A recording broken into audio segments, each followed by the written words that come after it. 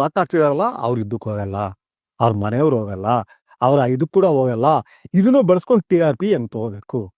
ಈಗ ನನಗೆ ಖಂಡಿತ ಇಷ್ಟ ಇಲ್ಲ. ಯಾಕೆ? ನಾನು ಹೋಗ್ತೀನಿ ಇದಕ್ಕೆ, ನಾನು ಕರೀತಾರ? ನನ್ನ ಏಜ್ ಕರೆಯಲ್ಲ. ನನ್ನ ಮಕ್ಳು ಹೋಗ್ತಾರ? ಇಲ್ಲ. ನನ್ನ ಮೊಮ್ಮಕ್ಳು ಹೋಗ್ತಾರ? ಇಲ್ಲ. ಹಾಗಾದ್ರೆ ನನ್ಗೆ ಹೇಳಿ ಅಂತಾನ? ಯುದ್ಧ ಬೇಡ ಪಾಕಿಸ್ತಾನ ಅಂದ್ಮೇಲೆ ಹೇಳಿ. ಇವ್ರು ಹೇಳೋದು ನೋಡಿ, ಹೇಳಿ ಸಿದ್ದರಾಮಯ್ಯ. ಏನ್ ನಾನ್ಸೆನ್ಸ್ ಅದು? ಸಿದ್ದರಾಮಯ್ಯ ಹೋಗ್ಬೇಕಾ? ಯತೀಂದ್ರ ಹೋಗ್ಬೇಕಾ? ಅಥವಾ DK ಶಿವಕುಮಾರ್ ಹೋಗ್ಬೇಕಾ?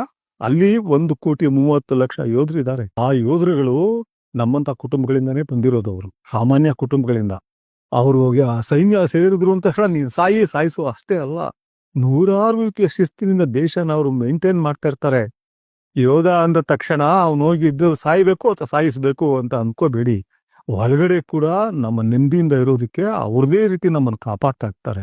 ಯುದ್ಧ ಅಂತ ಹೇಳೋದು ಬಹಳ ಸುಲಭ. ಅದು ಯುದ್ಧಕ್ಕೆ ಹೋದ್ಮೇಲೆ ಏನ್ ಬೇಕಾದ್ರೂ ಆಗ್ಬಹುದು.